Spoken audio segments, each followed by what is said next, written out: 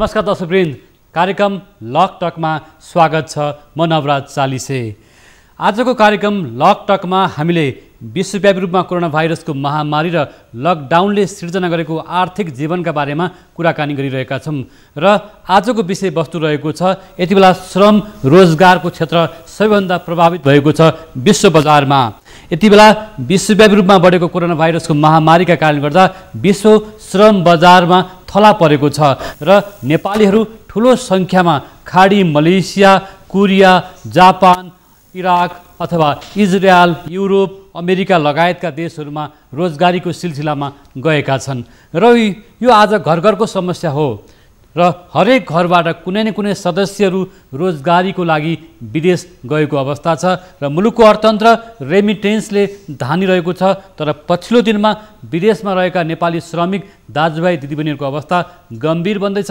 घर आउन निकै कष्ट भएको छ, आफ्नो घर फर्कन पनि गाह्रो भइरहेको छ र विदेशी दूतावासहरू, नेपाली दूतावासहरू, कूटनीतिक नियोगहरूले प्रभावकारी रूपमा काम गर्न सकेनन् भन्ने गुनासो पनि छ र सरकारले नेपाली कामदारको उद्धारको प्रयास गरिरहेको छ र अहिले महँगो चार्टर फ्लाइट तिर्न नेपाली युवाहरू अथवा नेपाली कामदार दाजुभाइ दिदीबहिनीहरूलाई गाह्रो भएको छ र हवाई टिकट एयरलाइन्सहरूले महँगो दरमा हवाई टिकट बिक्री गरिरहेका छन्। महँगो हवाई टिकट तिरेर घर फर्किन सम्भव छैन भनेर यति बेला नेपाली युवाहरूले आक्रोश पोखिरहेका छन् र विदेशका दूतावासहरूमा पनि नेपाली श्रमिक कामदारहरूले आक्रोशित बन्दैछन्। तर वास्तवमा यो नेपालीहरूको पीडा हो अथवा राष्ट्रको लागि पनि एउटा ठुलो समस्या बन्दैछ आज, किनभने ठुलो सङ्ख्यामा रोजगारीका लागि नेपालीहरू आज विदेश जानुपर्ने बाध्यता छ। देशभित्रै काम गर्नुको लागि रोजगारी छैन र मुलुकको अर्थतन्त्र पनि रेमिटेन्सले चल्दैछ। तर अब आगामी दिनमा सरकारले गम्भीर भएर सोच्नु भने आवश्यक छ। आज हामी विदेशमा रहेका नेपाली कामदारहरूको समस्या र सरकारले गर्दै गरेको प्रयासका बारेमा कुराकानी गर्न गइरहेका छौँ र यस विषयमा आज हामीसँग श्रम रोजगार तथा सामाजिक सुरक्षा मन्त्रालयका सहसचिव प्रवक्ता भरतमणि पाण्डे र समाजशास्त्री डाक्टर गणेश गुरुङ र प्रवासी नेपाली समन्वय समितिका अध्यक्ष कुलप्रसाद कार्की र आज हामीसँग कतारबाट जोडिनु भएको छ नेपाली समाजको तर्फबाट हामीसँग जोडिनु भएको छ हिराधन राई। म उहाँहरूसँग आज वास्तवमा नेपालीहरूले भोगिरहेको समस्याको बारेमा कुराकानी गर्नेछु। सबभन्दा अगाडि म यहाँलाई स्वागत गर्छु। नमस्कार, यहाँलाई स्वागत छ। नमस्कार, धन्यवाद। विदेशमा नेपाली श्रमिक दाजुभाइ दिदीबहिनीहरूले भोगिरहेको समस्या, यो समस्याप्रति राज्यको भूमिका र विदेशमा रहेका नेपालीहरू घर फर्कँदै गर्दा अथवा विदेशमा विभिन्न खालको रोजगारी गुमाएर कम्पनीबाट निकालिएको अथवा रोजगारी गुमाएर बाहिर सडकमा मस्जिदमा बस्नु परेको गुनासो पनि आइरहेको छ। यद्यपि नेपाल सरकारले उद्धारको प्रयास गरिरहेको छ, तर महँगो हवाई टिकट तिर्न पनि निकै गाह्रो भएको छ भन्ने कुरा रहेको छ। हामीले यो विषयमा एउटा सामग्री तयार पारेको छौँ, रिपोर्ट सामग्री प्रस्तुत छ। यो रिपोर्ट सामग्री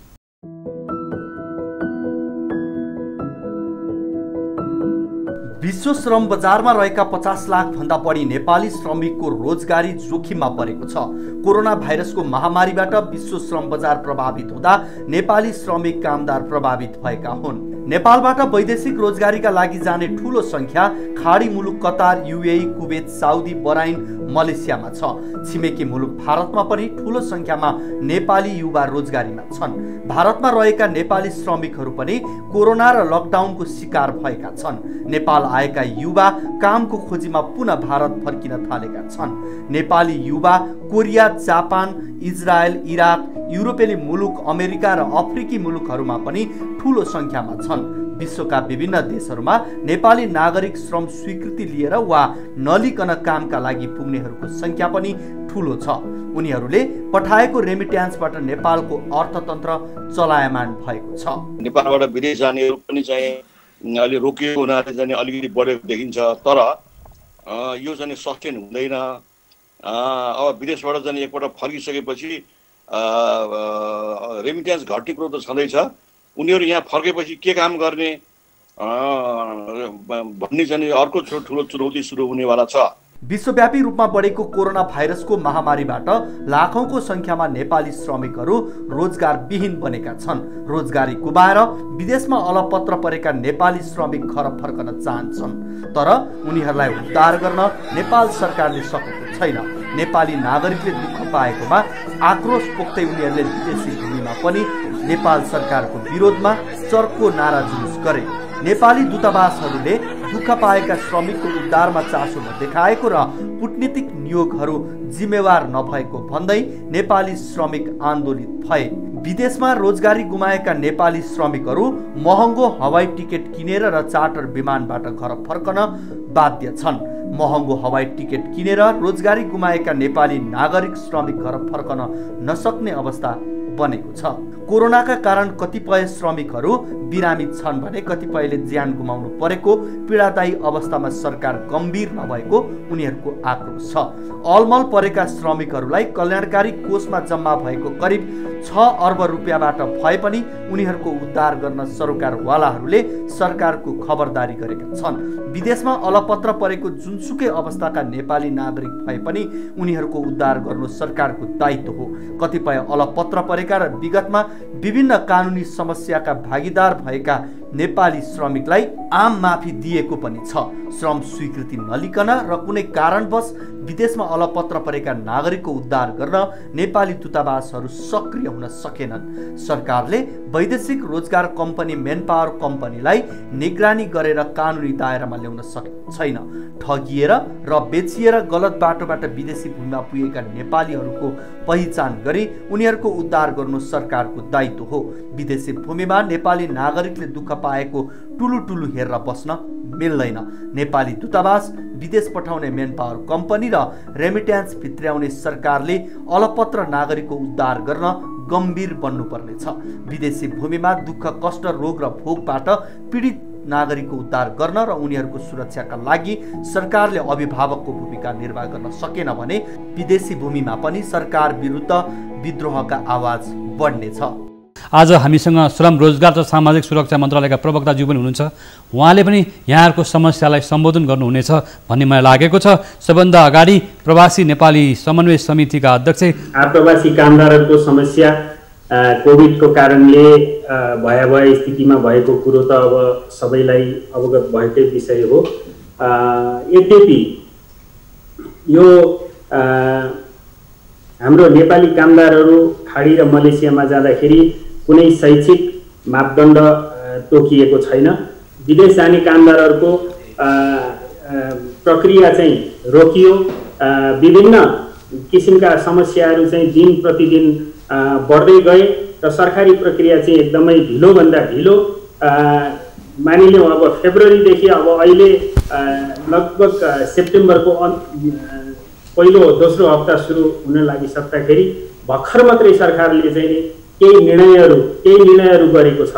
र निर्णय पनि कस्तो छ त भन्दाखेरि कुनै पनि निर्णय गर्दाखेरि सरकारले निर्णय गरेका विषयहरू चाहिँ यो दिनभित्रमा लागू हुने, 3 दिनभित्रमा लागू हुने, खारिज गरेका विषयहरू यति समयावधिमा गर्ने भनेर हुन्छ।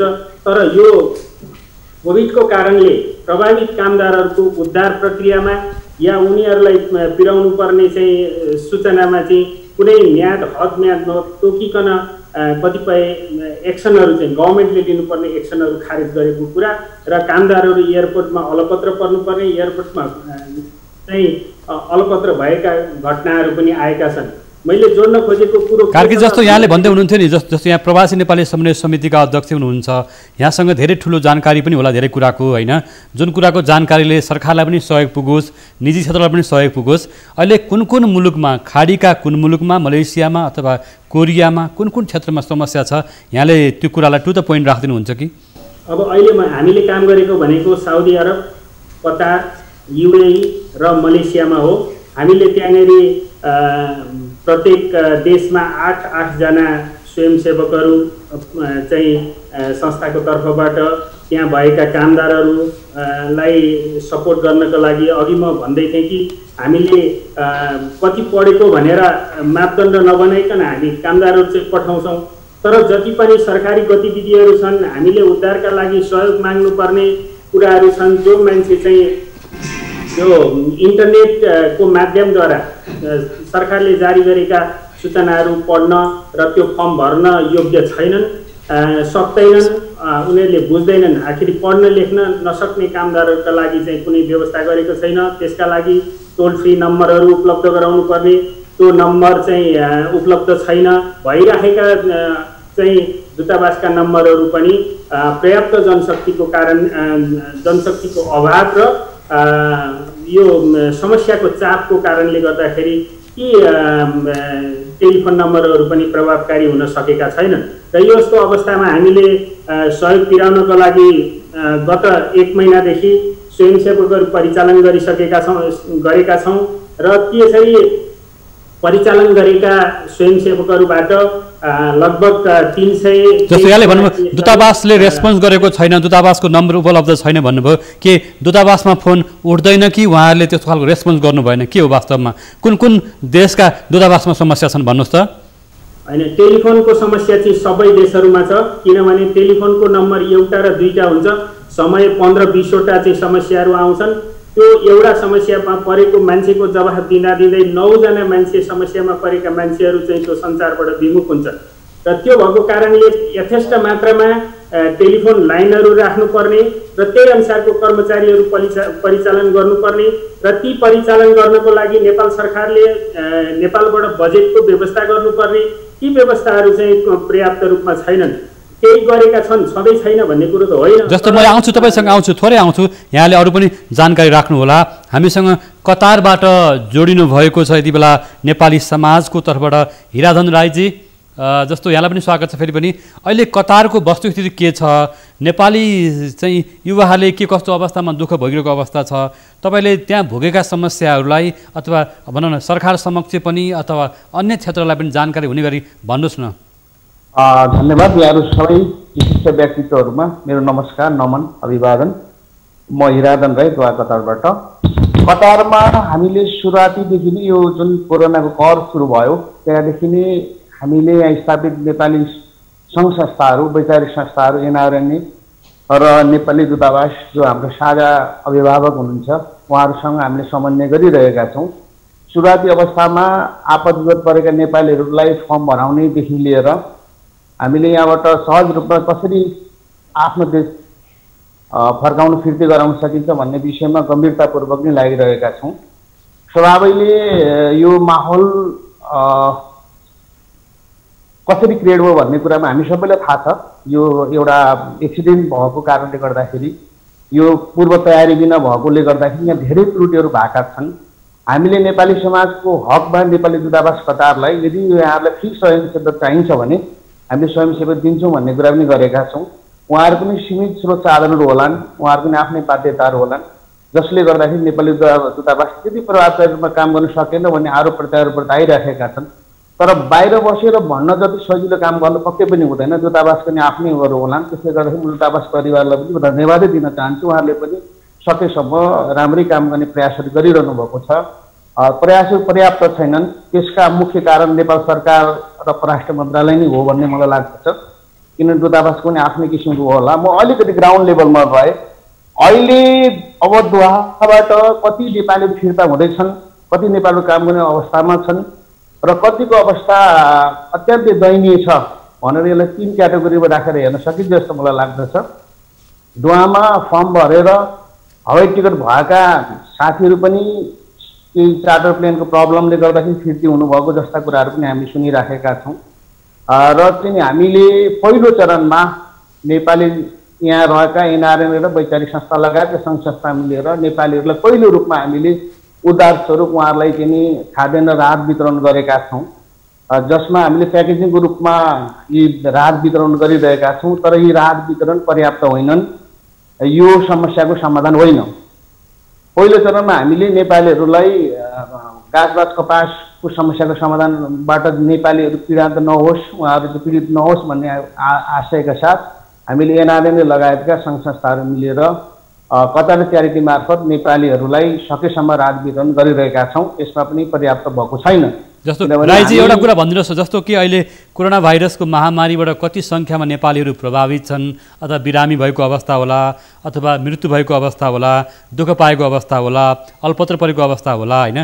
तपाईँलाई धेरै कुरा जानकारी पनि छ नेपाली समाजको बारेमा, तपाईँले बुझ्नु पनि भएको छ, खाडी मुलुकका अन्य देशहरूको बारेमा बुझ्नु भएको छ। यसमा के छ भने कतार सरकारले जुन कुरा तपाईँले भनेको कुराले तपाईँले भन्नुभयो त्यहाँको वास्तविकता आयो भने नेपाल सरकारलाई पनि काम गर्न सहयोग हुन्छ र दबाब पनि हुन्छ। अब यस्तो छ, यसमा एकिन डेटा कति छन् नेपाल फर्किन चाहने भन्ने कुरो चाहिँ अब यो दूतावाससँग मात्रै संयोग होला, हामीसँग हुँदैन। हामीसँग सम्पर्कमा आएका साथीहरू कति फिर्ता हुनुभयो, कति अब पेन्डिङमा हुनुहुन्छ भन्ने चाहिँ के सामान्य तथ्याङ्क हामीसँग हुन्छन्, त्यो तथ्याङ्क पर्याप्त होइनन्। अब तपाईँको चाहिँ नि यस्तो छ, कतारमा चाहिँ नि एउटा कतार सरकारले मलाई लाग्छ राम्रै नि एउटा उहाँहरूले राम्रै पोलिसी ल्याउनु भएको छ, एउटा अभियान अथवा पोलिसी भनौँ या उहाँहरूको सरकारको एउटा चाहिँ नि योजना अथवा उहाँहरूले गरिरहनुको काम कार्य। कुनै पनि देशका नागरिकहरू यति सङ्क्रमित छन्, यति मृत्यु भएको छ भन्ने कुरा उहाँहरूले बाहिर ल्याउनु भएको छ, राम्रो पक्ष हो। किनभने यदि नेपाली मात्रै कोरोना लाग्ने भोलि नेपालबाट मात्रै कोरोना आयो अथवा चाहिँ यो अफ्रिकाबाट लाग्ने, अफ्रिकाबाट आउनेहरूमा कोरोना बढी देख्ने, अफ्रिकाबाट कोरोना आयो भन्ने जस्तो आरोप प्रत्यारोप आउँछन् भनेर होला सायद कतार सरकारले एकजाली रूपमा यति नै हो भन्ने कुरा चाहिँ आएको छैन। यहाँ कतारमा चाहिँ अब विशिष्ट व्यक्तित्वहरूमा देखिएका छन्, उहाँहरू केही निको भएर आउनुभएको छ, केही साथीहरू हाताहात हुनुभएको कुरा पनि मैले सुन्नमा आएको छ। जति कुरो अब मसँग तथ्य छैन त्यो कुरो यसरी मैले यकिनका साथ भन्न मलाई गाह्रो हुन्छ। हामीसँग समाजशास्त्री डाक्टर गणेश गुरुङ जोडिनु भएको छ। डाक्टर गुरुङ, यहाँलाई स्वागत छ। धन्यवाद। जस्तो यहाँले समाजशास्त्रीय दृष्टिकोणबाट पनि हेर्दै आउनुभएको छ र विशेष गरेर विदेशमा रहेका नेपाली श्रमिक कामदारहरूको समस्यालाई राम्रोसँग केलाउँदै आउनुभएको छ। अहिले कस्तो समस्या छ यो? यहाँले विभिन्न खाडी मुलुकका, मलेसिया अथवा अन्य मुलुकहरूको गतिविधिलाई पनि हेर्नुभएको होला, के छ समस्या यति बेला, कसरी हेर्नुहुन्छ? धन्यवाद। अहिलेको समस्या के हो भने पहिला चाहिँ उहाँ राईजीले उठाएको प्रश्न एउटा भनिहालौँ, अक्षय कोष होइन, त्यो चाहिँ कल्याणकारी कोष हो। त्यसमा झन्डै 5 अर्ब 25 करोड जति थियो होला, सायद 25 करोड जति अहिले सकियो होला, 5 अर्ब जति होला। अनि त्यो सबै कामदारले जान्नुपर्ने कुरा के छ भने त्यो सरकारको कोष होइन, त्यो तपाईँहरू जस्तै कामदारहरूले जाँदाखेरि हरेकले कल्याणकारी कोषमा 1500 को दरले हालेको पैसाले जम्मा भएको पैसा हो त्यो, र त्यो पैसा तपाईँहरूकै हो। र विडम्बना यहाँ के छ भने यस्तो चाहिँ आपद पर्ने बेलामा सबैजनाले त्यही पैसा मात्रै चाहिँ ताकेको देखिन्छ। र चाहिँ मतलब के भने महत्त्वपूर्ण कुरा के भने यस्तो बेला सरकारले त्यो पैसामा मात्रै बाटो मात्रै काम गर भन्नु चाहिँ मतलब त्यति ठिक होइन। सरकारले पनि आफ्नो तर्फबाट पनि म्याचिङ ग्रान्ट चाहिँ हाल्नुपर्ने अवस्था थियो, जुन विगतमा चाहिँ मतलब किन हालेको थियो। यस कारणले चाहिँ मतलब के भने हामीले त्यो चाहिँ नि कामदारकै पैसा हो, त्यो कामदारकै लागि खर्च गर्नुपर्छ भन्ने मेरो धारणा छ। अब यहाँ के छ भने अहिले आएर अहिले भर्खरै चाहिँ मतलब किन साउनमा चाहिँ नि बल्ल बल्ल चाहिँ मतलब के भने हाम्रो चैतबाट चाहिँ मतलब के भने लकडाउन सुरु भएको 11बाट साउनको अन्तिमतिर आएर मात्रै उद्धारको कार्यविधि मन्त्री परिषदले पास गर्यो। अब यो शब्दै के भने मतलब उद्धार गर्ने के यो चाहिँ मतलब के भने आपदमा फँसेकोहरूलाई, आपदमा परेको मान्छेहरूलाई उद्धार गर्ने भनेर त्यो पनि कल्याणकारी कोषबाट चाहिँ कामदारकै पैसाबाट चाहिँ गर्ने भनेको नेपाल सरकारले नराखिकन फेरि यो उद्धार भन्ने बित्तिकै एकदम चाँडो हुनुपर्ने हो अघि। अब झन्डै चाहिँ मतलब के भने 48-49 दिनसम्म चाहिँ मतलब के भने एउटा पनि मान्छे उद्धार नीति मार्फत चाहिँ आउन सकेन, त्यो पछि मात्रै भर्खर आउन थालेको छ। जुन उद्धार भनिएको हो त्यो उद्धार अनुसारको यो काम चाहिँ हुन सकेन, एउटा कुरो। अरू कुरा चाहिँ मतलब के भने यो राजदूतावास प्रभावकारी भएन, राजदूतावासको फोन उठेन भन्ने कुरा के हो भनेदेखि हामीले पहिलेदेखि नै भनिआएको धेरै प्रतिवेदन पनि हामीले लेख्यौँ। यस्तो बेला त अघि राईजीले कस्तो राम्ररी भन्नुभयो, मतलब के भने एम्बेसीले पनि भोलिन्टियरहरू चाहिँ मतलब के भने 8 जना 10 जना राखेर उसकै मोबाइल नम्बर चाहिँ मतलब के भने काम गर्न दियो भन्छ र भोलिन्टियरले केही पैसा दिएर गर्यो भने त फोन त उठिहाल्छ। अनि ती भोलिन्टियरहरू त्यहीकै नेपाली भोलिन्टियर राख्न सकिन्छ। अनि ती भोलिन्टियरले चाहिँ ट्राफिक रुल थाहा छ, उसलाई चाहिँ मतलब किन लेबर क्याम्पहरू थाहा छ, त्यहाँको भाषा पनि थाहा छ उसलाई, कति चाँडै काममै हुन्थ्यो होला। यस कारणले उद्धारको बेला गर्नुपर्ने साधारण चाहिँ मतलब के भने सामान्य कुरा पनि के अरे नभएको चाहिँ मतलब के भने पाइरहेको छ। त्यसले गर्दाखेरि कामदार नेपाली कामदारहरू उत्तेजनामा आउने र चाहिँ नारा जुलुस लगाउने काम भयो। त्यस कारणले चाहिँ यो साधारण यो चाहिँ मतलब के भने एम्बेसीले चाहिँ मतलब के भने परराष्ट्रसँग एउटा सानो स्वीकृति लिएर गर्नु सक्ने काम हो, यो चाहिँ हुन सकेको छैन। र अहिले नेपालीहरू भनेको चाहिँ मतलब के भने दुईटा शब्दबाट चाहिँ चिन्तित छ, एउटा रोग अर्को भोग। यो रोग र भोगको त्रासमा चाहिँ अल्झेको छ। यो बेला चाहिँ मतलब के भने श्रम मन्त्रालयको भूमिका अग्रपङ्क्तिमा हुनु जरुरी छ। अहिले चाहिँ पर्यटन मन्त्रालयको छायामा परेको चाहिँ श्रम मन्त्रालय। यस कारणले पर्यटन मन्त्रालयको विज्ञप्ति सुन्नुपर्ने, पर्यटन मन्त्रालयको हामीले वेबसाइट हेर्नुपर्ने अवस्था आयो अहिले। त्यो होइन, वास्तवमा श्रम मन्त्रालयको अहम भूमिका हुनुपर्छ यसमा। श्रम मन्त्रालय नम्बर 1 मन्त्रालय हो, त्यसको हुनुपर्ने। अनि अर्को कुरा चाहिँ मतलब के भने ठुलो कुरा हामीले जान्नुपर्ने कुरा के छ भने विदेशमा अहिले कम्पनीहरूले के गरिराखेको छ भने जुन चाहिँ राजदूतावासहरूको कर्तव्य हो र उहाँहरूको भूमिका हो, first to fire last to hire गरिरहेछ। नेपालीहरूलाई चाहिँ सुरुमै चाहिँ फायर गर्ने र चाहिँ मतलब किन हायर गर्नेमा चाहिँ अन्तिममा गर्ने नीति लिइरहेको छ। त्यो भनेको हाम्रो डिप्लोमेसीले चाहिँ मतलब के भने कमजोर हुनु हो। यस कारणले अहिले चाहिँ छोटोमा भन्नुपर्दाखेरि उद्धारको नीति भनेको मतलब के व्यवस्थापकीय चाहिँ चुस्त दुस्त गर्ने कुरा हो। त्यो पैसा चाहिँ कल्याणकारी कोषको चलाउँ कि नेपाल सरकारमा चलाउँ चाहिँ मतलब पनि चुस्त दुस्त गरेर हामीले चाहिँ हिजो मात्रै पढ्न पायौँ कि बल्ल अहिले चाहिँ जुलुस लागेपछि बल्ल अहिले चाहिँ मतलब के भने जहाजको फ्लाइट बढाउने भएछ। अब जे गर्दा पनि जुलुसै गर्नुपर्ने, तब मात्रै दबावले मात्रै हुने त हुनु भएन। मानवीय संवेदनशीलता हेरेर त्यहाँ चाहिँ के अवस्था छ नेपालीको, त्यो अवस्था अनुसारको तुरुन्त चाहिँ मतलब के भने एक्सन चाहिँ निकाल्न सक्नु पर्यो। त्यही कामदार हो जो कामदारले देशमा चाहिँ मतलब के भने झन्डै 2 अर्ब प्लस दैनिक पैसा पठाएर यो देशको चाहिँ मतलब के अर्थतन्त्रको चाहिँ चलेको देश हो। यो आज हामी त्यही इकोनोमिक हिरोहरूलाई हामी चाहिँ मतलब के भने हामी वास्ता गरिराखेका छैनौँ। हजुर, यहाँले देशको अर्थतन्त्र चलाएको थियो। इकोनोमिक हिरोहरूलाई हामीले वास्ता गरिरहेका छैनौँ। दूतावास अत्यन्त निष्क्रिय भयो र श्रम मन्त्रालय पर्यटन मन्त्रालयको छायामा पर्यो भनेर डाक्टर गणेश गुरुङले भन्नुभएको छ।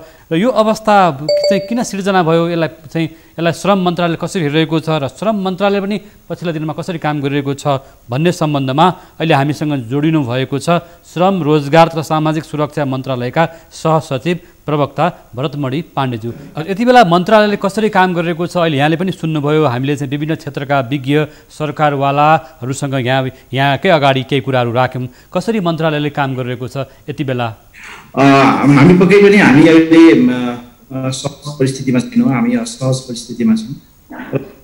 रोजगार मन्त्रालय आफ्नो कार्यक्षेत्रभित्र पर्ने विषयवस्तुमा सदैव क्रियाशील नै रहेको छ र यो विषम परिस्थितिमा विशेष वैदेशिक रोजगारमा जानुभएका दाजुभाइ तथा दिदीबहिनीहरू अहिले अप्ठ्यारोमा पर्नु भएको छ।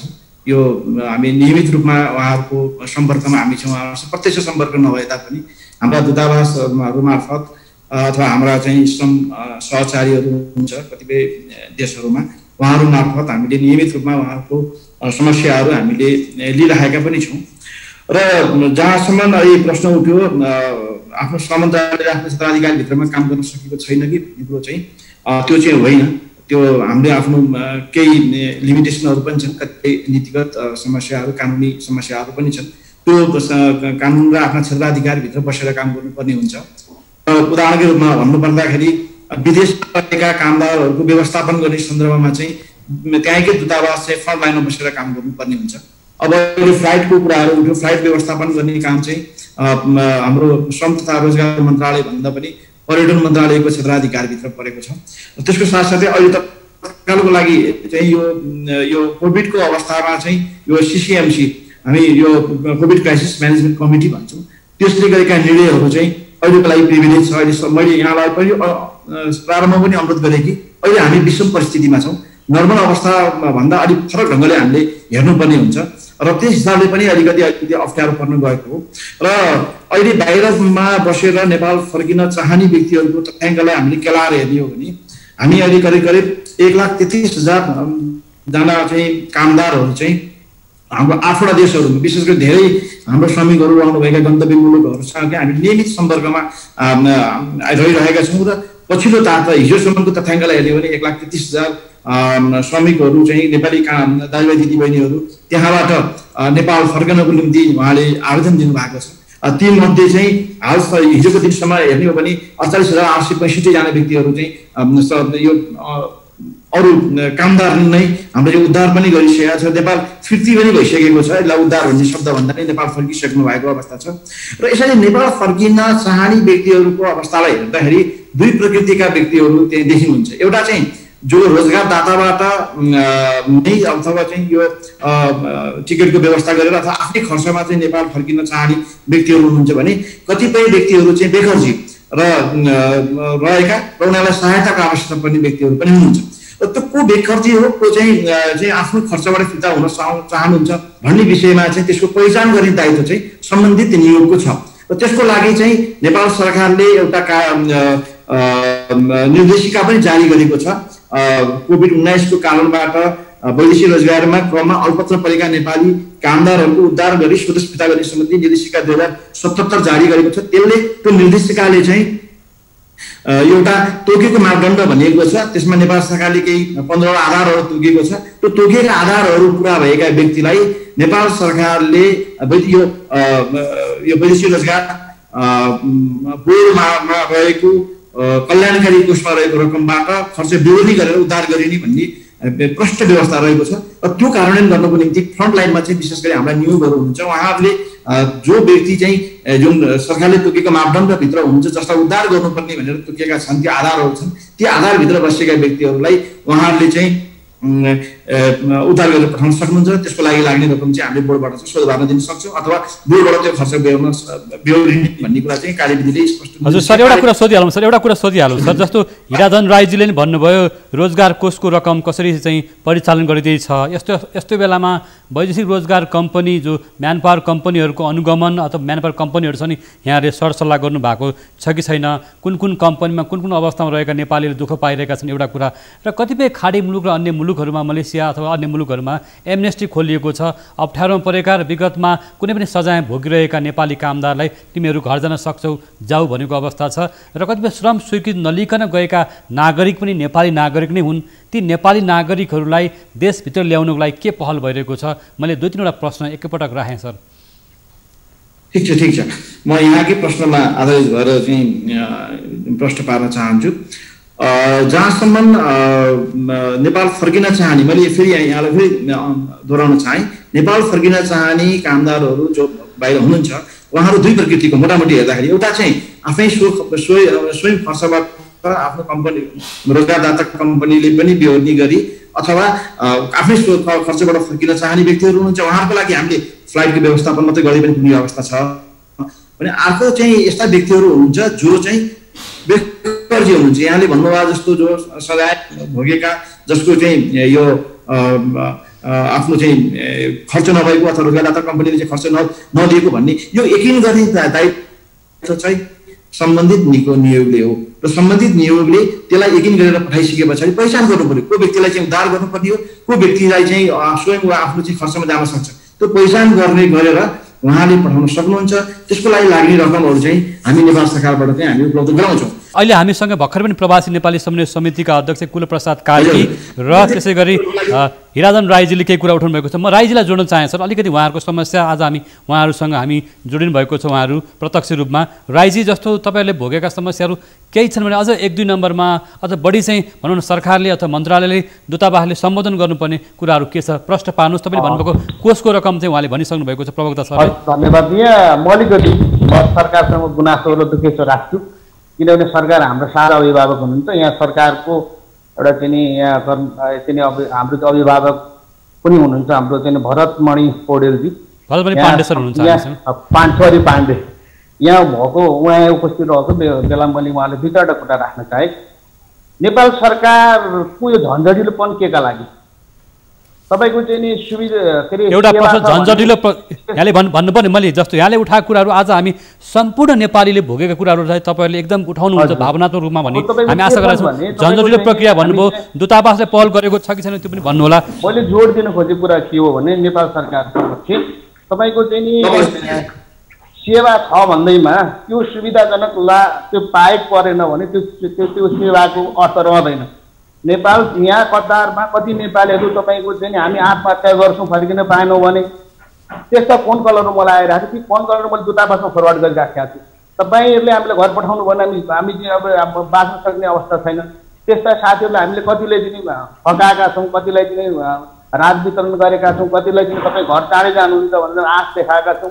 मृत्यु मात्रै अन्तिम चाहिँ विकल्प होइन भनेर उहाँलाई सम्झाइरहेका छौँ। यो दायित्व हाम्रो मात्रै होइन, यो हेर्ने दायित्व नेपाल सरकारको। नेपाल सरकारले मन्त्रालय एक मन्त्रालय अर्को मन्त्रालय देखाएर तपाईँले यो अवस्थामा पन्छिन पाउनुहुन्न। र चाहिँ नेपाल सरकारको अभिव्यक्तिप्रति हाम्रो गम्भीर आपत्ति छ। मध्यपूर्वको कामदार, खाडी मुलुकमा काम गर्ने कामदारहरू कोरोना बोक्ने माध्यम हो त। हामीले पठाएको, हामीले चाहिँ यहाँ गरेको श्रम भनेको तपाईँको पाउरोटी दलेर चाहिँ जाममा खाने मात्रै काम गरेका छौँ त हामीले। नेपाल सरकारलाई म 2-4वटा कुराहरू भन्न चाहन्छु। पहिलो कुरो, तपाईँहरूको दायित्व हो, नेपाल सरकार हाम्रो अभिभावक हो, यहाँबाट नेपाल जाने चाहनेहरूलाई तपाईँहरू हाम्रो यो स्रोत साधन पुगेन, नेपालीहरू एकैचोटि गयो भने कहाँ राख्ने जस्तो अभिव्यक्ति म सुन्छु, यो गैर जिम्मेवारी अभिव्यक्ति दिन पाइँदैन। तपाईँहरूले तत्काल रूपमा आफ्नो नागरिकलाई उद्धार गर्ने तपाईँहरूको दायित्व हो। तपाईँहरूले अहिले उद्धार गर्नु भएको छैन। नेपाल सरकारले, मैले विरोध गर्न खोजेको, नेपाल सरकारले व्यापार गरिराखेको छ। यस्तो व्यापार जनता यस्तो अवस्थामा गर्न मिल्दैन। त्यसले गर्दा तत्काल रूपमा उद्धार गर्नुहोस्। अर्को कुरो, यहाँबाट जाने नेपालीको निमित्त तपाईँहरूले केही गर्नु पर्दैन। यहाँ सक्षम नेपालीले फिर्ता हुनुभएको छ, त्यो रेकर्ड मसँग छ। करिब चाहिँ हजारौँ मान्छे यहाँबाट चाहिँ तपाईँको सक्षम मान्छेहरू फिर्ता हुँदै हुनुहुन्छ, जो नेपालमा गएर आफ्नो केही व्यापार व्यवसाय गर्न चाहनुहुन्छ। उहाँहरूले वातावरण मिलाइदिनुहोस्, तपाईँहरूले लगानी नै दिनु पर्दैन। र कमसेकम तपाईँको मध्यपूर्वमा आएर यहाँ आएर तपाईँको 2-3 महिनामा फर्किने अवस्था छ। तीले लाखौँ रुपियाँ खर्च गरेर आएका छन्, ती फेरि फर्केर गएर कसरी आफ्नो घर परिवार सञ्चालन गर्न सक्छ, यो विषयमा गम्भीर भइदिनुहोस्। र नेपाल सरकारलाई म आह्वान गर्न चाहन्छु, नेपाल सरकारले अहिले पनि नेपाल सरकारसँग पर्याप्त पुँजी छैन भने प्रवासमा रहेको नेपालीले आह्वान गर्नुहोस्। प्रवासमा रहेको नेपालीहरूले लगानी गर्न तयार छ। तपाईँहरू विदेशीसँग दाताहरूसँग हात फैलाउन नेपाल सरकार तयार हुने, तर आफ्नो पब्लिकलाई तपाईँ लगानी गर्नुहोस्। म ग्यारेन्टी छु नेपाल सरकारले यसको लगानीको ग्यारेन्टी उठाउन सक्छ भने वातावरण तपाईँले जुन बनाउनुहोस्, जनतालाई विश्वास दिलाउनुहोस्, प्रवासी नेपालीले लगानी पर्याप्त रूपमा नेपालमा आउँछ। यो यतिखेर यो कोरोनाको माहौल, कोरोनाको परलाई चाहिँ सरकारले शक्ति र चाहिँ तपाईँको चाहिँ उन्नतिमा प्रयोग गर्नुपर्ने, दैनिक रूपमा चाहिँ सरकारका आएको अभिव्यक्तिदेखि हामी एकदम निराशाजनक छौँ। हामीले यहाँ साउदीमा भएको घटनाप्रति म खेद प्रकट गर्दछु, तर यो घटना क्रमशः अरू देशमा पनि हुने अवस्था छ। यसको निमित्त नेपाल सरकारले तदारुका साथ केही काम गरोस् र कतारको हकमा एनआरआई नै नेपाल व्यवसायी सङ्घ र नेपाली राजदूतावास 3वटा संस्था मिलेर राजदूतावास संस्थाको रूपमा मैले गरेँ। उहाँहरूको पहलमा हामीले 55 जना नेपालीलाई पहिलो चरण उद्धार गर्ने योजना बनाएका छौँ। त्यसमा केही साथीहरू नेपाल फिर्ती भइसक्नु भएको छ, केही साथीहरू डकुमेन्टहरू अथवा प्लेन टिकटको अभावको कारणले जाने क्रममा हुनुहुन्छ। र त्यो समितिको म एउटा सदस्य भएको नाताले पनि हामीले सकेसम्म यहाँ राज्यको काम त हामीले गरिरहेका छौँ। राज्यले गर्नुपर्ने दायित्व हामी यहाँ बसेका समाजमा के गर्नु भने सामाजिक अभियन्ता साथीहरूले गरिरहेका छौँ। कतारमा चाहिँ सङ्गठन के अरे उहाँ चाहिँ अघि हाम्रो कार्की सरले भन्दै हुनुहुन्थ्यो, कतारमा 8 जनाको के अरे समिति के बनाएको छ भन्दै हुनुहुन्थ्यो। हामीलाई जानकारी छैन। जो हामी फ्रन्ट लाइनमा यहाँको साथीहरू उद्धारको निम्ति खटिरहेका छौँ, तपाईँहरू कस्तो किसिमको समिति बनाउँदै हुनुहुन्छ? तपाईँहरूको आसेपासे कार्यकर्तालाई तपाईँको वैचारिक संस्थासँग जोडेको साथीहरू मात्रै तपाईँको यहाँको चाहिँ ऊ हुन् कि? त्यसले गर्दा नेता यो अवस्थामा हामी जात भात धर्म क्षेत्र लिङ्ग र आफ्नो वैचारिक लाइन छोडौँ, त्यतिखेर केवल मानवता हेरौँ। मानवताभन्दा माथि कुनै ठुलो कुनै पनि कुरा छैन। हजुर राईजी, आज हामी समग्र नेपाली नागरिकको बारेमै कुराकानी गरिरहेका छौँ र अब म फेरि पनि यहाँसँग आउँछु। तपाईँका केही समस्याहरू अथवा कतार लगायतका अन्य खाडी मुलुकका समस्याहरू छन् भने नेपाली चाहिँ समाजतर्फबाट भन्नुहोला, यहाँहरू हामीसँग रहनुहोला। अब हामीसँग जोडिनु भएको छ प्रवासी नेपाली समन्वय समितिका अध्यक्ष कुलप्रसाद कार्कीजी। जस्तो यहाँले त विशेष खाडी मुलुक त्योसँग जोडेका अन्य देशहरूको बारेमा अध्ययन गर्नुभएको छ, तपाईँहरूको अध्ययनले के देखाइरहेको छ पछिल्लो अवस्थाको बारेमा भन्नुहोस् न। एउटा महत्त्वपूर्ण कुरा चाहिँ सूचना कामदारले पाएका छैनन्, कामदारसम्म सूचना पुर्याउन सकेको छैन। नेपाल सरकारले होस् या सम्बन्धित कामदारसम्म सूचना पुग्नै सकेको छैन। सबैले सूचना पाएका छैनन्। सूचना पाइने मान्छेले पनि उनीहरूको चाहिँ अनलाइनको पहुँचमा अनलाइनमा कसरी आफ्नो नाम दर्ज गर्ने र त्यो समस्या चाहिँ आफ्नो राख्ने भन्ने त्यो गर्न सकेका छैनन्। कतिपय मान्छेहरू कम्पनीमा चाहिँ काम चाहिँ लगाउने पैसा नदिएपछि कम्पनी छोडेर घर जान भनेर हिँडेका छन्, झोला बोकेर हिँडेका छन्। उसलाई चाहिँ कम्पनीबाट निस्केर हिँडिसके पछाडि एयरपोर्टमा आउँदा या टिकट काट्ने ठाउँमा सदरमुकाममा पुग्दाखेरि सहरमा पुग्दाखेरि त्यो टिकट भन्ने चिज कहाँ पाइन्छ के हुन्छ भन्ने कुरो केही पनि थाहा छैन। एकजना सोलुखुम्बुको महिला साउदी अरबबाट आमा बिरामी या सिकिस्त हुनुहुन्छ भन्ने घरबाट खबर आयो, केही उपाय चलेन, उहाँ झोला बोकेर एम्बेसीमा जान्छु भनेर हिँड्नुभयो। बिचैमा चाहिँ उहाँलाई चाहिँ पुलिसले पक्रेर फेरि फर्केर त्यो मोबाइल सोबाइल खोसेर राखिदियो, उहाँ बेपत्ता हुनुहुन्छ। मेरो छोरीलाई चाहिँ कसरी सम्पर्कमा रहने, मारेर फ्याँक्दै कि के भयो भनेर परिवार उतापट्टि चिन्तामा छन्। भनेपछि हामीसँग काहीँ न काहीँ यो तारतम्य मिलेको छैन। यो अवस्थामा चाहिँ सरकारले एनआरएन भयो, अब त्यहाँनिर विभिन्न सङ्घ संस्थाहरू छन्। अघि यहाँनिर राईजी हुनुहुँदो रहेछ, राजनीतिक पार्टीको चाहिँ त्यहाँनिर सङ्गठन गरेर बस्नु भएको छ। यी सबैलाई समन्वय गरेर हामीले कामदारहरूको समस्यामा केन्द्रित हुनु पर्थ्यो।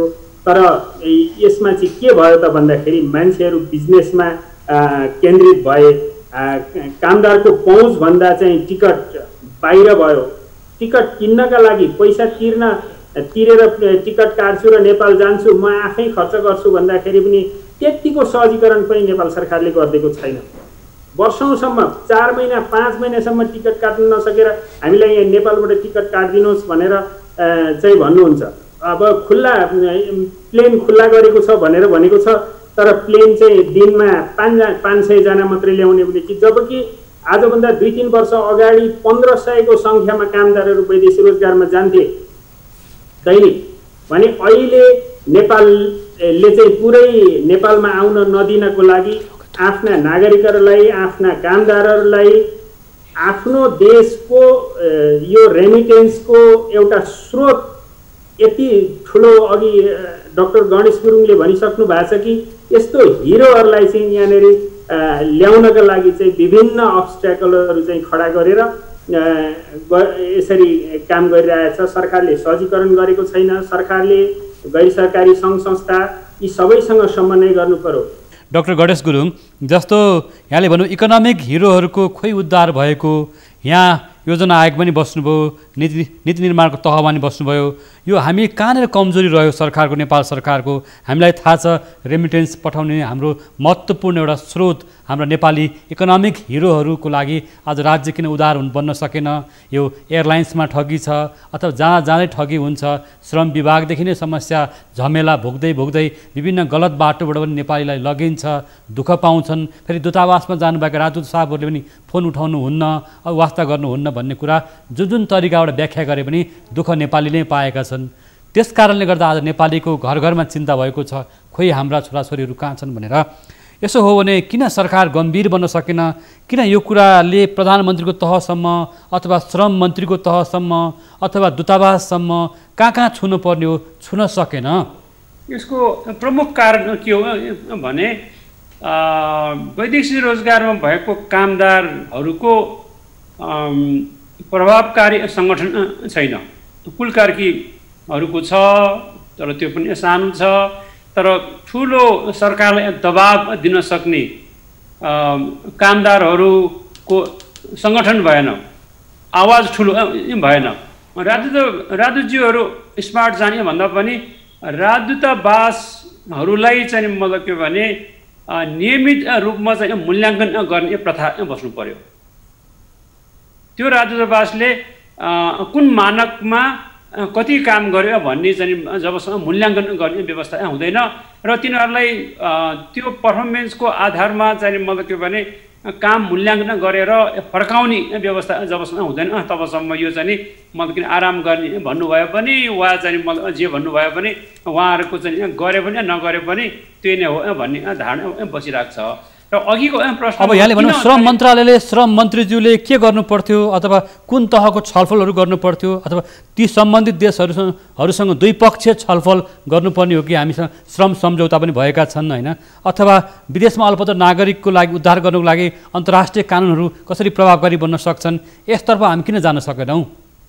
होइन, अन्तर्राष्ट्रिय कानुनहरू त हाम्रो केही ट्रिटीहरू छ, केही टुल्सहरू छ, तर त्यो चाहिँ अहिले यति चाँडै चाहिँ मतलब के उद्धारमा त्यसले काम गर्दैन, त्यति प्र्याक्टिकल चाहिँ मतलब के भने हाम्रो ट्रिटीहरू टुल्सहरू छैनन्। त्यसो भएर यो बेला त चाहिँ मतलब के भने प्र्याक्टिकल भएर नेपाली दूतावासहरूकै नै चाहिँ सबभन्दा ठुलो चाहिँ अघि हाम्रो प्रवक्ता पाण्डेजीले भने जस्तै उहाँहरू फ्रन्ट लाइनमा हो, उहाँहरूले नै काम गर्ने हो। तर उहाँहरूको चाहिँ मतलब के भने प्रोएक्टिभनेस चाहिँ मतलब के भने बढी जरुरी छ। त्यसमा पनि के छ भने श्रम मन्त्रालय र परराष्ट्र मन्त्रालयको उहाँहरूलाई ब्याकिङ चाहिन्छ, किनभने उहाँहरूले पनि श्रम र परराष्ट्रको चाहिँ स्वीकृति बिना चाहिँ केही पनि चल्न सक्नुहुन्न। वास्तवमा हामीले पछिल्लो दिनहरूमा श्रम मन्त्रालयको कुराहरू उठाइरहेका छौँ, पर्यटन मन्त्रालयको विषयमा कुरा उठाइरहेका छौँ, तर परराष्ट्र मन्त्रालय बोलिरहेको छैन नि सर। परराष्ट्र मन्त्रालयले कुनै विज्ञप्ति जारी गरेको छैन, परराष्ट्र मन्त्रालयले कुनै समन्वय गरिरहेको छैन र अन्तर मन्त्रालय बिच जुन खालको समन्वय हुनुपर्ने त्यो पनि नभएको हो। होइन, यो यहाँ त चाहिँ मतलब के भने मन्त्रालय कुरा भन्दा समष्टिगत चाहिँ मतलब सरकारको कुरा हो। नेपाल सरकारले मतलब के भने त्यो सेवा त्यो उद्धार चाहिँ चाँडै गरे कि गरेन भन्ने मात्रै मानक हो है। अब त्यो कामदारले चाहिँ कुन मन्त्रालय कुन विभाग कहिले के काम गर्ने भन्ने त्यो उसलाई थाहा छैन। त्यस कारणले यहाँनिर चाहिँ मतलब के भने सेवा तुरुन्त प्रभाव भयो कि भएन, त्यो मान्छेले चाहिँ तुरुन्त आउन सकेन, त्यो मान्छेलाई चाहिँ त्यो सेवा चाहिँ देखिदिएन, प्र्याक्टिकल भन्ने फोन उठायो कि उठाएन, उसलाई काउन्सिलिङ गरेन भने सिम्पल कुरा हो। र अर्को कुरा चाहिँ म के उठाउन चाहन्छु भनेदेखि अहिले चाहिँ झन्डै 5 लाखभन्दा बढी चाहिँ हिन्दुस्तानबाट मान्छेहरू नेपाल चाहिँ आफ्नो घर फर्किए। त्यसमा झन्डै चाहिँ मतलब के भने अहिले सुदूरपश्चिमको नाकाबाट दैनिक 400 दरले फेरि फर्किराखेको छ। अहिले यो फर्किनु भनेको यस्तो महामारीको बेला आफ्नै गाउँठाउँमा चाहिँ महामारी छ, त्यही माथि चाहिँ जाँदाखेरि त्यतिकै चाहिँ मतलब के भने जोखिमता चाहिँ मतलब छ, त्यो माथि पनि भारत जस्तो उच्च जोखिम भएको ठाउँमा गएर काम गर्नु गइरहेछ। यसको माने के भन्यो भने ऊ बाध्यताकारी अवस्थामा चाहिँ त्यो मान्छे चाहिँ मतलब के भने त्यो गरिब युवा चाहिँ नि भारतमा ठुलो जोखिम मोलेर जाँदैछ।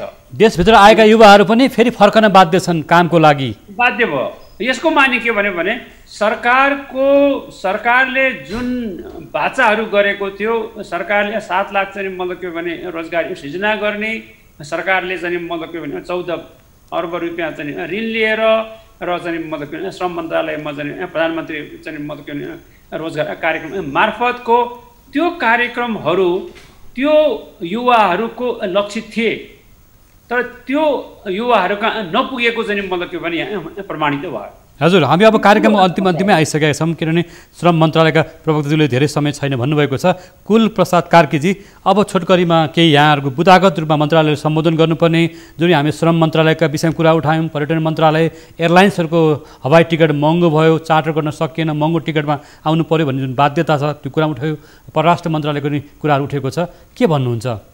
यो कामदारहरू जो समस्यामा डे 1 देखि समस्यामा परेका कामदारहरू छन्, यहाँदेखि जस्तो यहाँले तपाईँलाई मलेसियाबाट अथवा खाडीका मुलुकहरूबाट तपाईँहरूसँग टेलिफोनमा कुराकानी हुन्छ होला अथवा सामाजिक सञ्जालबाट हुन्छ होला, के समस्या छन् भन्नुहोस् त? हामीसँग आएका समस्यामा चाहिँ अब मल्टिपल समस्या भनेर भनेको छ। एउटा कम्पनीमा मान्छे गएको दिनदेखि उसलाई काम लगाएको छ, पैसा दिएको छैन। कसैको चाहिँ लामो समयसम्म काम गर्यो, अब बिचमा अब म पैसा दिन सक्दिनँ भनेर भन्यो, उसलाई फर्किने वातावरण पनि बनाइदिएको छैन। अनि नेपाल फर्किनका लागि 3 महिनाको अघि एमनेस्टीको कुरा आएको थियो। 3 महिनाको एमनेस्टी युएईले दियो, कुवेतले दियो, मलेसियाले दियो, तर नेपाल सरकारले यतापट्टि बार लगाइदियो, नेपाल आउन पाएनन्। अब त्यसको 3 महिना पछाडि चाहिँ अहिले युएईका मान्छेहरूले उल्टो जरिमाना तिरेर मात्रै फर्किनु पर्नेछ। उनीहरूको उद्धार हुन सकेको थिएन, टिकट काट्न सकेका थिएनन्, खान पाएका थिएनन्, बस्न पाएका थिएनन्।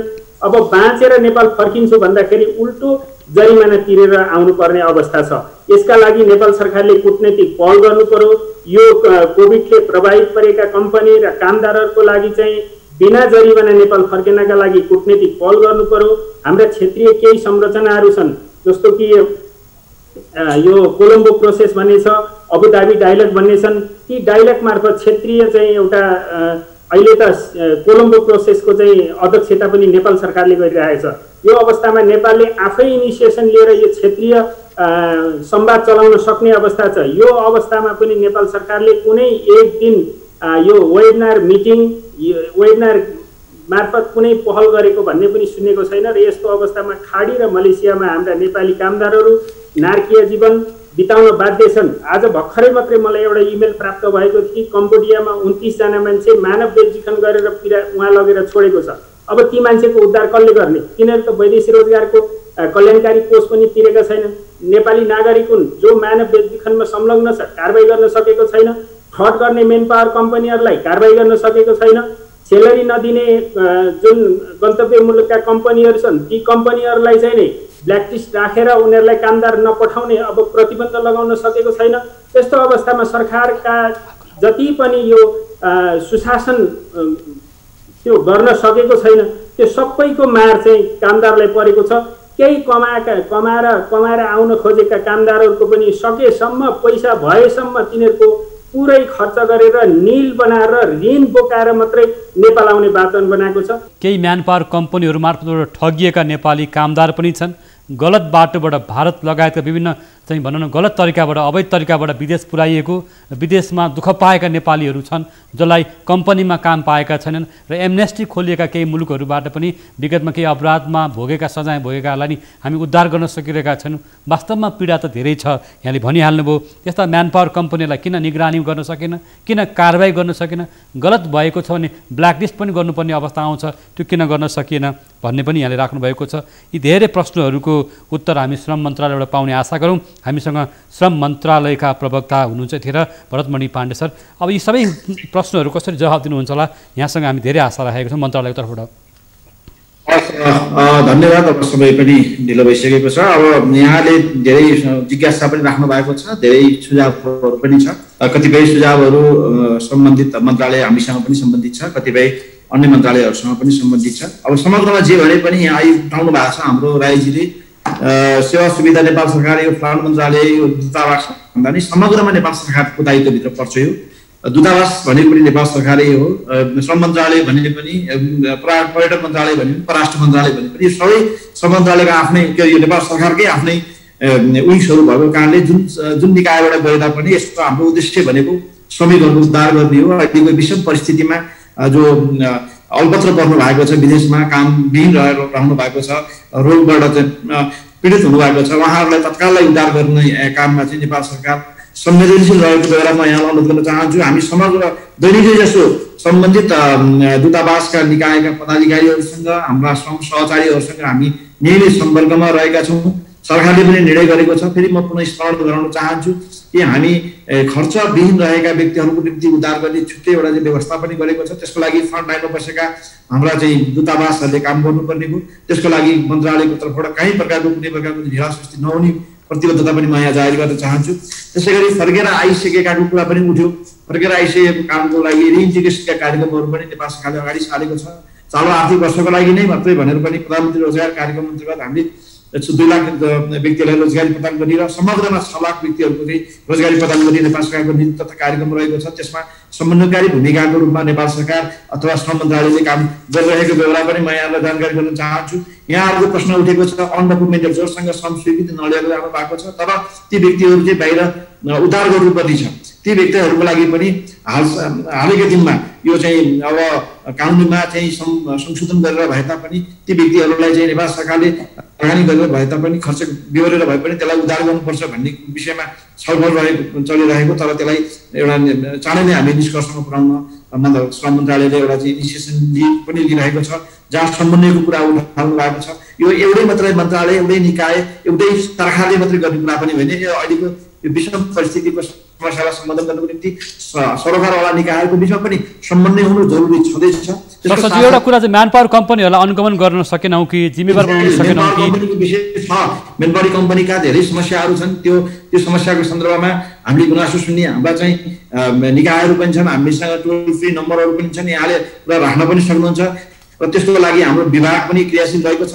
यसमा आफ्ना कानुनी आधारहरू पनि छन्, कसैले कुनै गल्ती गरेको छ भने त्यसलाई सजायको दायराभित्र ल्याउनको लागि, कानुनको दायराभित्र ल्याउनको निम्ति श्रम मन्त्रालय सदैव तपाईँको चाहिँ संवेदनशील पनि छ, हामी क्रियाशील पनि छौँ। कानुनको दायराभन्दा बाहिर कोही पनि चाहिँ कसैले पनि छुट्याउने अवस्था छैन। तर अहिले मैले यो जुन छलफल छ यो चाहिँ अहिले कोभिडको सन्दर्भमा उद्धार गर्नुपर्ने कुराहरूमा हामीले फोकस भएको कारणले मैले के पनि जानकारी एयरलाइन्सको टिकट महँगो भयो, हवाई भाडा महँगो भयो, चार्टर फ्लाइट महँगो भयो भन्ने कुरा पनि छ। एयरलाइन्सको सन्दर्भमा आजको छलफलमा यहाँले आज पर्यटन मन्त्रालयको पनि एकजना प्रवक्ता अथवा जिम्मेवार पदाधिकारीलाई यसमा समावेश गरिदिनु भएको भए स्पष्ट जवाफ त्यहाँबाट पाउनुहुन्थ्यो। मैले फेरि त्यो भनेर चाहिँ पन्छिन खोजेको पनि होइन। सम्पूर्ण निकायहरूको आफ्नो क्षेत्राधिकार हुन्छ। श्रम मन्त्रालयको काम भनेको अहिले चाहिँ टिकट व्यवस्थापन गर्ने अथवा एयरलाइन्स अनुगमन गर्ने हाम्रो क्षेत्राधिकारको भित्रको कुरा होइन, तर नेपाल सरकारको दायित्वभित्र नेपाल सरकारको सम्बन्धित निकायलाई पनि यहाँले चाहिँ यो प्रश्न सक्नुहुन्छ। मलाई जहाँसम्म लाग्छ यो विषयमा पनि पर्यटन मन्त्रालय अरू मन्त्रालय पनि अत्यन्तै संवेदनशील रहेको छ। यदि तिनीहरूले तोकेको शुल्कभन्दा बढी लिएको छ भने पक्कै पनि ती निकायहरू पनि त्यो कानुनको दायराभित्र ती एयरलाइन्स कम्पनीहरू पनि पर्न सक्छन्। गुनासो सुन्नको लागि हामी तयार छौँ। यहाँले कसैले कस्तो ठगी गरेको छ भने त्यो चाहिँ हाम्रो डिसीको टेलिफोन नम्बरमा पनि यहाँ कोही व्यक्तिहरूले सम्पर्क राख्न सक्नुहुन्छ। 1141 पनि गुनासो गर्न सक्नुहुन्छ। श्रम मन्त्रालय, श्रम विभाग लगायत हाम्रो दूतावासहरूमा पनि यहाँले चाहिँ आफ्नो कुराहरू राख्न सक्नुहुन्छ। कसैलाई यदि अन्याय परेको छ अथवा कोही ठगी रहनु भएको छन् त्यसलाई हामी चाहिँ सम्बोधन गर्ने, हाम्रो क्षेत्राधिकारभित्र पर्ने कुरालाई हाम्रो कानुन हाम्रो निकायले कारवाही गर्ने र अन्य मन्त्रालयको क्षेत्राधिकारभित्र पर्ने कुरालाई हामी त्यो मन्त्रालय मार्फत पनि त्यसलाई चाहिँ सम्बोधन गर्नको लागि हामी तयार रहेका छौँ। त्यति कुराहरू म राख्न चाहन्छु।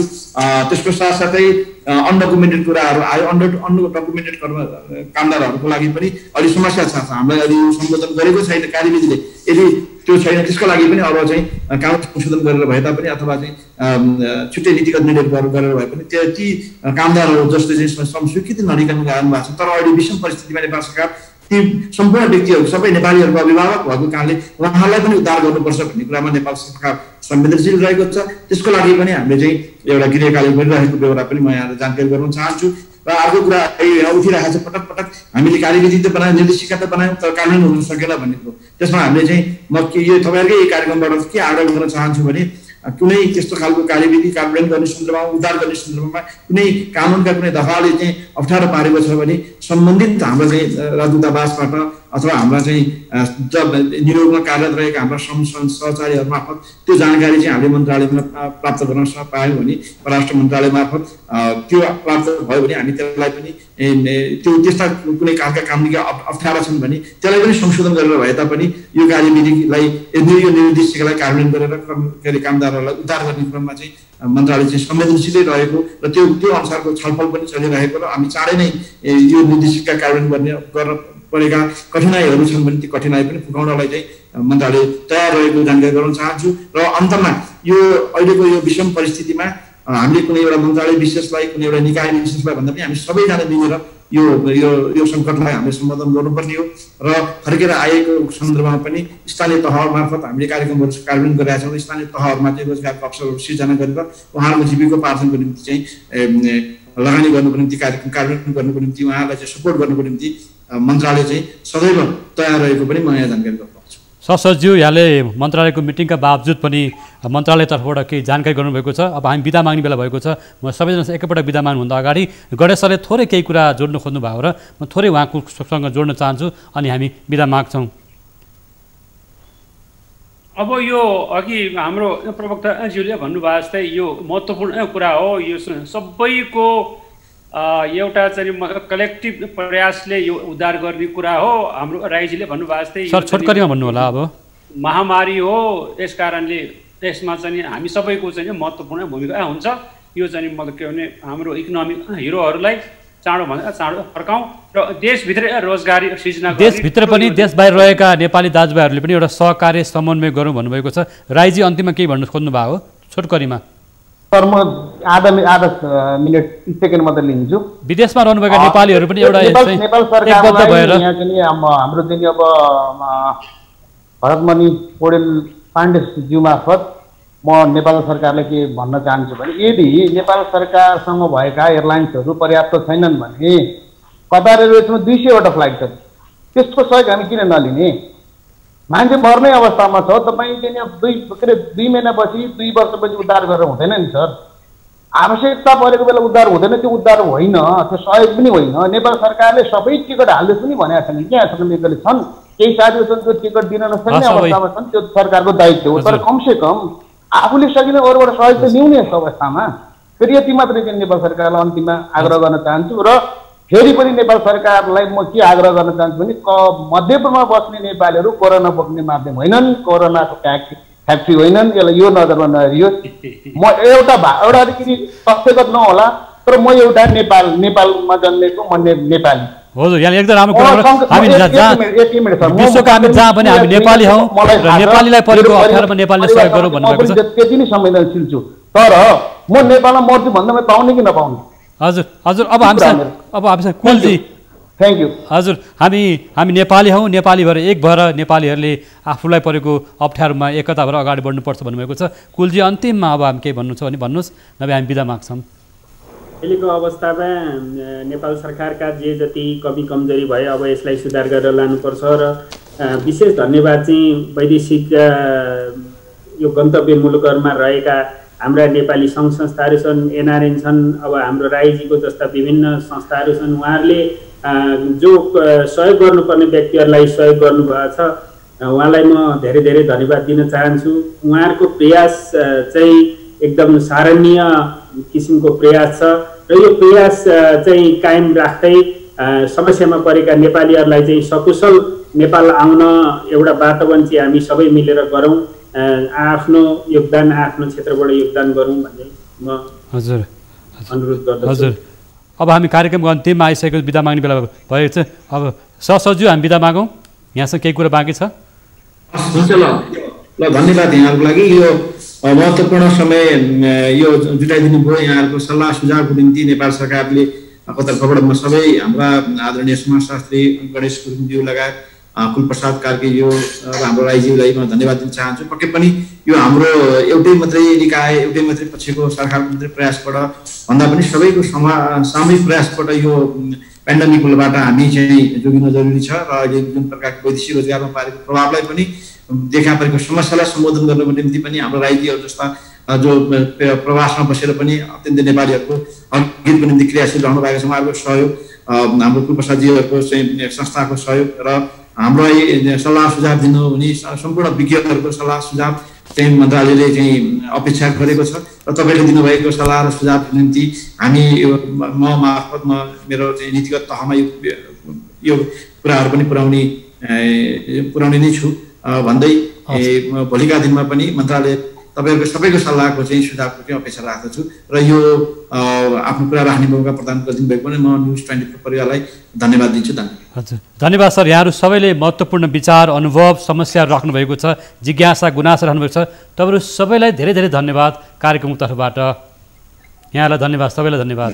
दर्शकवृन्द, आजको कार्यक्रम लकटकमा हामीले विदेशमा दुःख पाइरहेका नेपालीहरू र सरकारले गरेको प्रयास र दूतावासहरू त्यसैगरी श्रम मन्त्रालय, पर्यटन मन्त्रालय र परराष्ट्र मन्त्रालय जसरी काम गर्नुपर्ने हो त्यो काम गर्न नसकेको भन्ने गुनासो आइरहेको छ। नेपाली नागरिकलाई परेको अप्ठ्यारोमा सबै नेपाली नागरिक चाहे स्वदेशभित्र चाहे विदेशमा रहेका नेपाली नागरिकहरू एक अर्काप्रति एकताबद्ध भएर सहकार्य गरौँ। दुःख र अप्ठ्यारोमा सबै नेपालीहरू एकजुट भएर नेपाली चाहिँ नागरिकको उद्धार गरौँ भन्ने कुरा आजको कार्यक्रमबाट उठेको छ। तर सम्बद्ध निकायहरू गम्भीर र इमान्दार बन्न आवश्यक छ। यो विषयसँग सम्बन्धित निकायहरू भने गम्भीर नभएको देखिएको छ। एयरलाइन्सहरूको टिकटलाई पनि सहज र सुलभ गर्न आवश्यक छ। आजको छलफलमा सहभागी हुनुहुन्थ्यो, हामीसँग जोडिनु भएको थियो श्रम, रोजगार तथा सामाजिक सुरक्षा मन्त्रालयका प्रवक्ता सहसचिव भरतमणि पाण्डे, समाजशास्त्री डाक्टर गणेश गुरुङ र प्रवासी नेपाली समन्वय समितिका अध्यक्ष कुलप्रसाद कार्की र कतारबाट जोडिनु भएको थियो हामीसँग हिराधन राई। सबैलाई धन्यवाद दिँदै कार्यक्रम लकटकबाट बिदा माग्छु। नमस्कार।